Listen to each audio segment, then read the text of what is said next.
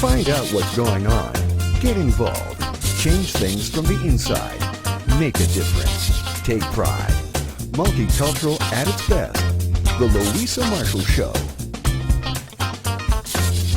Coming up.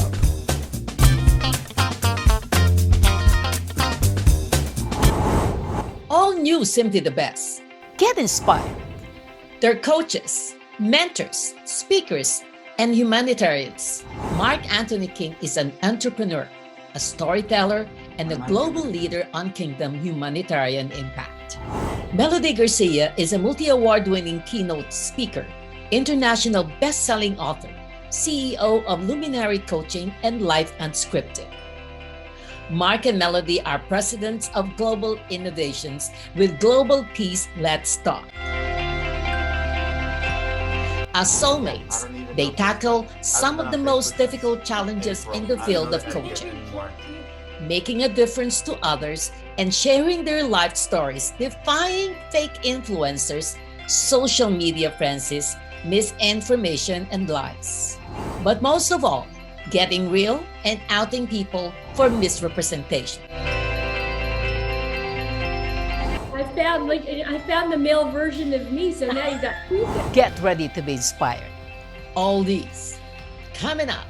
Okay, look. I know. I'm Where's sorry. yours? I'm not ready. I'm telling you, I'm a senior citizen. Hello, everyone. It's nice to be back on the show. Mark Anthony King and Melody Garcia. They are soulmates, they're partners, and they're taking on global issues with faith and compassion, and their views on social media's disastrous effect on people's mental health. Hello, guys. How are you? Hi, Miss Luisa. Hello. We're doing phenomenal. How are you? Oh, good. Still enjoying the weather, even if it's, kind of gloomy here in Vancouver. How's the weather in Florida? Hot, humid, full of mosquitoes, perfection. Everything Florida people love. It's actually 70 degrees Fahrenheit, so it's perfect. We consider this the cooler weather. Mm-hmm. This is where the Uggs and the scarves come out. Seriously. Yeah. Oh, yeah. Hey. Anything below 80 degrees and we pull out the sweaters and the Or scarves. even at 60. It'll be Oh. winter. Oh, yeah, Florida. that's ski outfits come out in the 60s. Nice. Wonderful. Okay. You guys, I have been following you guys for quite a long time. And of course, Melody, you've been on my show last year. Remember that? Was it last year? It was last year, right? It was at the height of COVID. Yes. Because of all the shutdowns. Yes. So now you're back. You're back in this Yes, time. yes. Of course, you're back with your soulmate, Mark. Yes, I found the male version of me, so now you got two powerhouses. Just don't say where you found me, okay? Okay. I know that Melody has been very active on Facebook and Instagram. You have a lot of followers, Melody on Instagram. We And didn't buy any of them. Mike, I heard that last time we talked briefly earlier this year, Yeah. you were not on Facebook, and you are still not on Facebook up to now. Proudly. And you deactivated your account.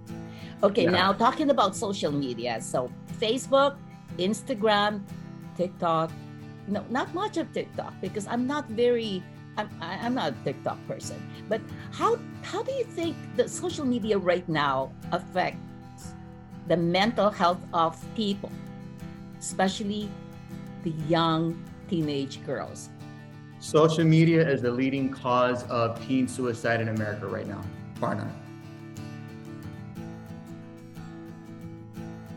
That is the truth. Social media is, and like anything else, I believe that the intention was pretty much altruistic. It was good in nature, being able to connect with your loved ones. Certainly it's proven beneficial, right, during the pandemic. It's kept a lot of people who are quarantining by themselves sane and connected. But at the end of the day, social media does one thing that is so dangerous, Luisa, and that is what becomes a priority in your life, what becomes critically important is perpetuating lies and perpetuating an illusion of reality. So in essence, your reality becomes the illusion, and the illusion becomes, in effect, the reality. So you have, it's become more important, right? We can use relationships. Every relationship has its ups and downs.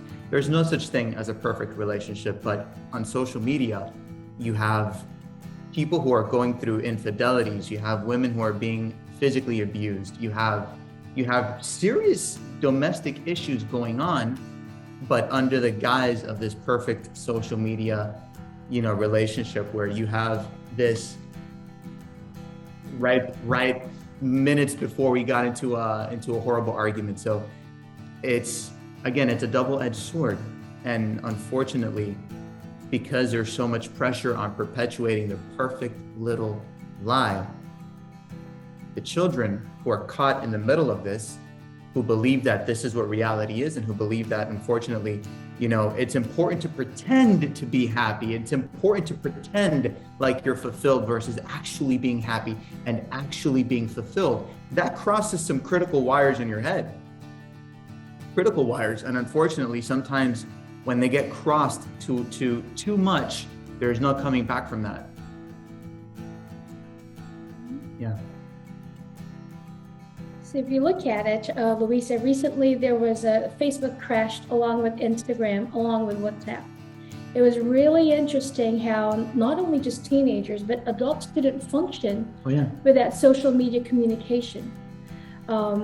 Mark and I had to resort to using emails, and it's as if people had forgotten you can still communicate by email. It was like sending smoke signals or carrier pigeons, right? At this point, we were still in communication, but the rest of society seemed to have forgotten there's other means of communication, like pick up the phone, let's call each other, and let's also use email as a source of communication. But social media had become, in one platform, it's good if you weaponize it for the right tools. Mm-hmm. But you talked about teenagers, teen pressures in the quest of looking perfect, right? The Instagram life, the perfect poses, the perfect lighting, the 10 million apps to make you look something remotely close to what you don't really look like every day.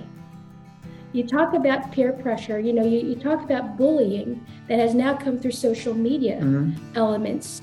Of people or other teenagers nitpicking on the person on social media for not being perfect according to their standards. And it's a standard that doesn't exist. Like, you see this right here? Skin does this.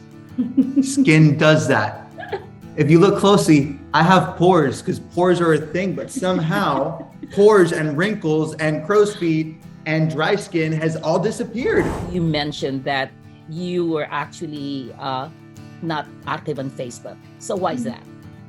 So a lot of that had to do with the things that we're launching, the things that he and I have been called to do at a bigger global scale, bigger scope that we're going to touch bases on here in about a minute. Mm-hmm. But also, people have been complaining about algorithms, that if you don't have your social media presence, your viewership's going to go down, your followers. But you know what I found out, Luisa? It's the authenticity of who you are and the message you deliver that people will stay for. So it doesn't matter how long I've been gone on social media. I could drop a post and you're still going to get those hundreds of likes. I'm still getting messages. What's beautiful about my journey in social media is people are constantly messaging me at the moments or weeks where I haven't posted anything, just to make sure, hey, are you okay? Hey, we're missing the messages that you used to post because you're so, you have transformational messages versus just inspirational messages, right? And that is when you know that your social media presence, regardless of algorithm, is hitting the right audience space. But a lot of this, I had to take some time off social media because there were more critical, important things that needed my attention. And you also get caught up, a lot of people get so caught up and you have to post 5 times a day. So you stay on top of people's feeds, right? Or you have to do this or the perfect look. Let me go back to Instagram. You talked about the perfect filters and the perfect lighting, and I get it. We're public figures. There's certain looks you have to allude to the public. But there was this meme, Luisa, you're gonna laugh, where it said something to the effect of, don't change your look so much that should you go missing, we can't even find you because we don't know what you originally look like, right? That your picture could be on a milk carton, and then we don't know what you look like because you've changed your look so much with filters. You could be standing right next to us as a missing person, and we have no clue because you look nothing like yourself.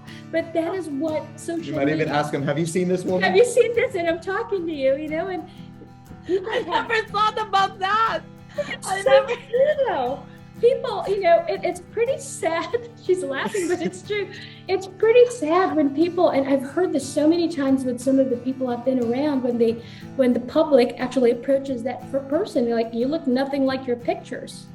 And that's not a compliment. Must be disheartening. Yeah. It's like, how much filters have you added and contoured your face and fattened your lips, right? That people don't even recognize anything remotely close to you. They look at you in person and in social media, and you're two different people. Oh, Luisa, there's an app called Facetune, and you can do all those things that you just mentioned. You can make your eyes bigger, your lips bigger, your nose smaller, your ears, less pronounced. Oh, nose smaller? I got all that stuff to it. It's Facetune. It's perfect 365. In fact, he and I were having discussion one day because he's like, well, at least there's no app. He's a health fanatic and a phenomenal at it between all his expertise. But he was talking to me about how at least there's no app that puts abs on people. I'm like, oh, there's an app for that too. So I pulled it. And it exists. It'll abs. Give you a six-pack. Abs, contour your waist to be smaller, literally reshape your shoulders body. broader. Oh yeah. So I was like, there's an app for all of that nowadays. So what is real? When you look at social media, the question I have is, what is real and who is real? Yeah. That's and right. what culture is being perpetuated if at the end of the day you take a picture of yourself and you're going to post it on social media, but you think, wait a minute, let me make my lips bigger, let me make my nose smaller, let me make my waist smaller, let me do all these things. Inherently, if you look at the psychology behind that, you're creating a culture of not only narcissism, right? But you're also creating a culture of the fundamental belief that who and how you are is not good enough for the world. Mark and I have had the privilege of being named President of Global Innovation for Global Peace Let's Talk nonprofit organization. Luisa, we have a presence in 40 countries. So right now we're presidents over 40 countries in building policy structures, infrastructure, you name it, for deep humanitarian impact in support of the 17 sustainable goals of the United Nations. Yeah. This is why when you look at it, you have a TV show in Canada, the pressures and the requirements for you to fulfill the needs of your audience. Now magnify that in 40 countries of competing priorities to save human lives. So that's part of the major reason of me taking a break from Facebook. Then you really don't have time to go, oh, what motivational thing should I post today for the moment? Yeah, at the end of the day, what Melody and I have come to the same conclusion, and that's you don't have time to do that typically for most people in life, if we have poor judgment, that affects our life.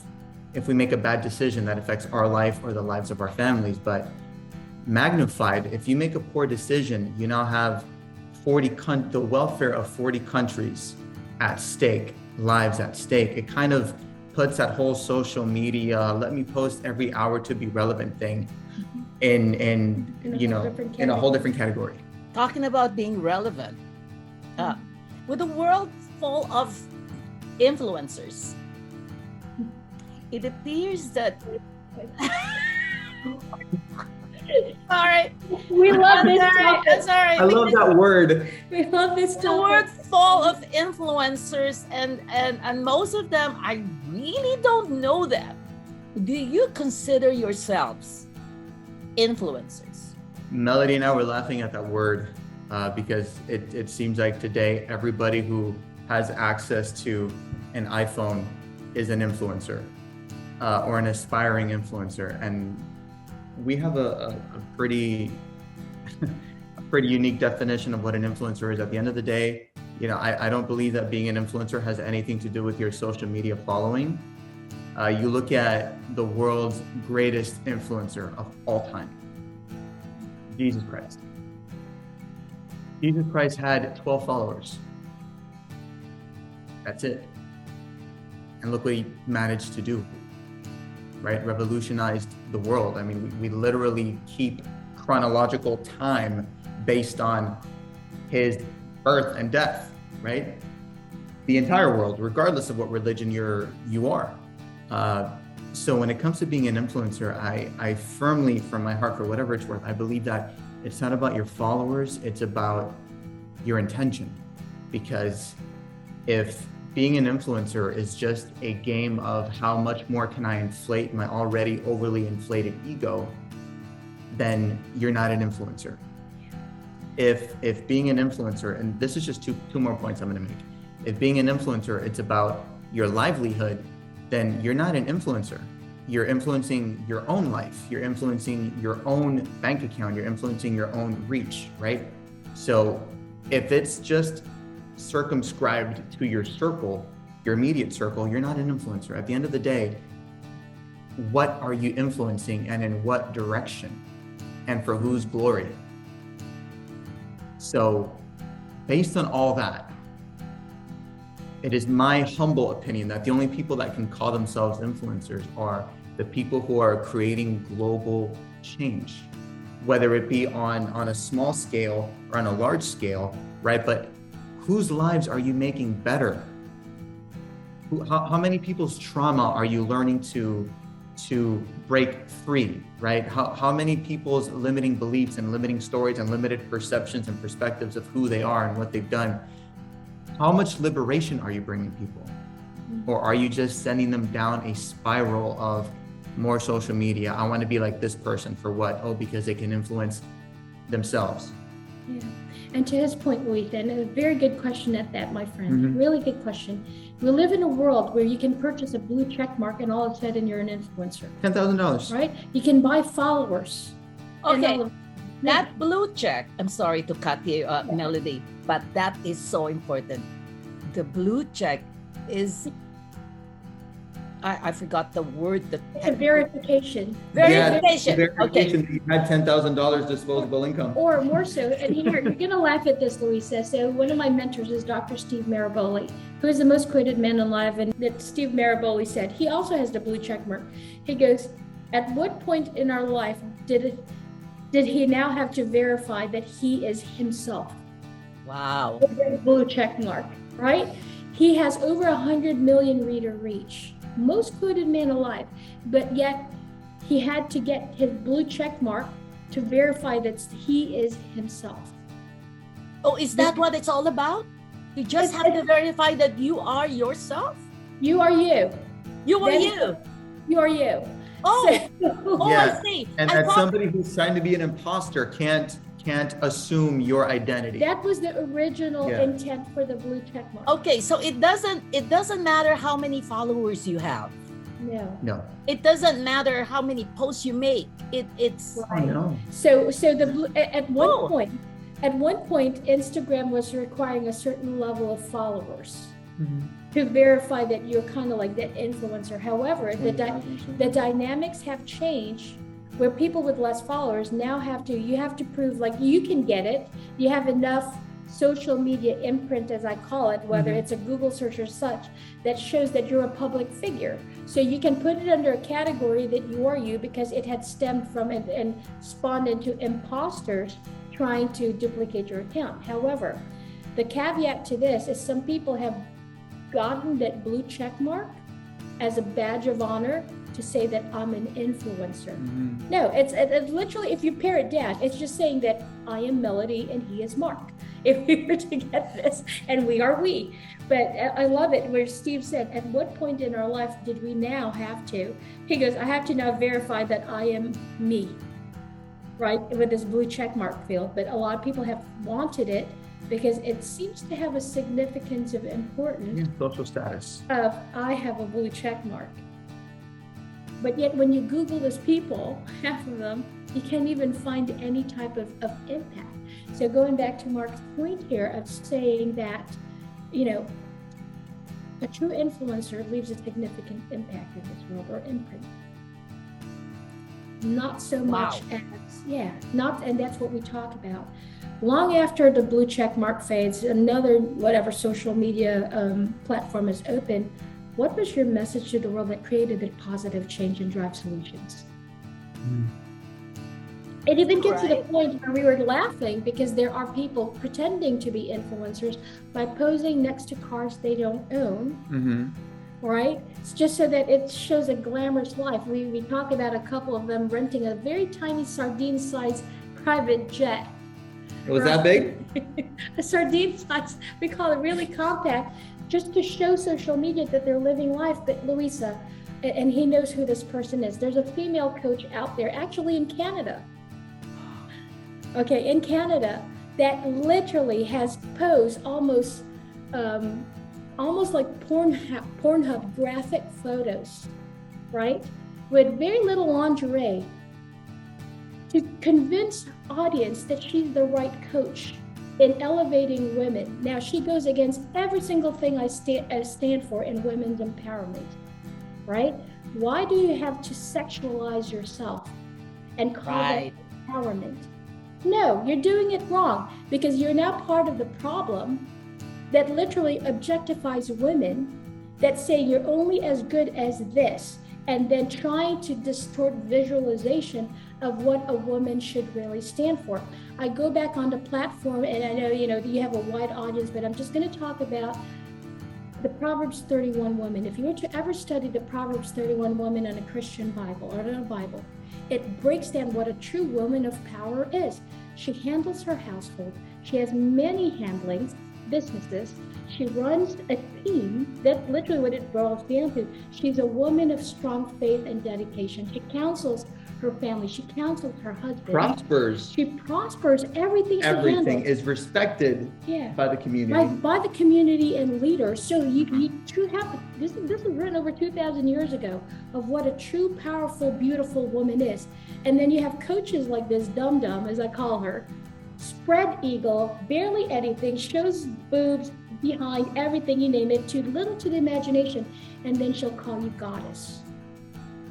I see that a lot of times. I basically said to him, I said, business must be hurting in your coaching space if you're going to have to water it down to the point of, do you have any idea what you're perpetuating? There's this thing called human trafficking, right? That you and I talked about, and Mark and I have talked about. It's one of the platforms that we advocate for in UNICEF, is that child trafficking and human trafficking. Do you have any idea what you're promoting out there with your message? Human trafficking is a $152 billion industry with 40 million. That's billion with a B, in case people 40 didn't hear. million victims globally. And you're telling me that this is the definition of what a woman is? No, this is what a definition of a night person, whatever you want to call that job, is. But now it's on social media. It's in young, impressionable teenagers' faces. Oh yeah, it's a manifestation of unhealed trauma and feelings of unworthiness wearing the guise of empowerment and a strong female coach. That's the antithesis of what a Proverbs 31 woman is. What a true woman of power is, right? When you look at the great women that have risen, none of them look like that, none of them dress like that, none of them speak like that. So it's a toxic message. And that's part of the reason why I was telling him, I said, I think it's time to really go back and invest some time on social media presence, because you have negators that send the wrong messages, and you have impactors like yourself, Luisa. You dare go into topics that nobody wants to talk about. Oh yeah. And we love it. We applaud you, we respect you, because it's time to take a stand on really sending the right message. If social media forum is a platform for us to deliver messages, then we use it in accordance to what is said to be true and what is needed to be right at the end of the day. You're not perpetuating the culture, Luisa, which is one of the things I love about you. You're redefining the culture. It's a challenge. It's a real challenge. When I left Facebook last April, it was early April. I want to say it wasn't even mid-April, but I had to disconnect. And this wasn't a disconnect because oh, I need to have a technology purge and I'm spending too much time. It had nothing to do with the amount of time it was eating up. It had nothing to do with EMF and EMR. It wasn't a detox. It was, I had to leave because, full transparency, I could not stand the person that I'd become. And coming to that realization was very, very painful. When you look at yourself in the mirror and your immediate thought is, not only do I not recognize you, but I don't respect you. That's a very sobering thing.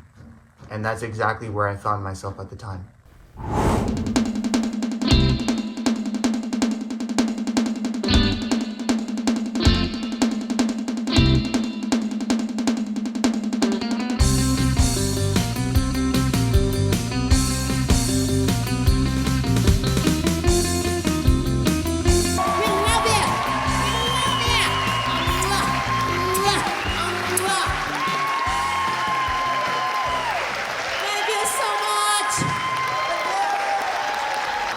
So in this world, no matter how chaotic things are, but we have discovered in the past year and a half during the pandemic. So the lessons that we learned in your journey, Melody, do you think that having faith is enough? What is the most important thing to you to share with everyone besides faith? More on finding inspirations, faith, and purpose next week.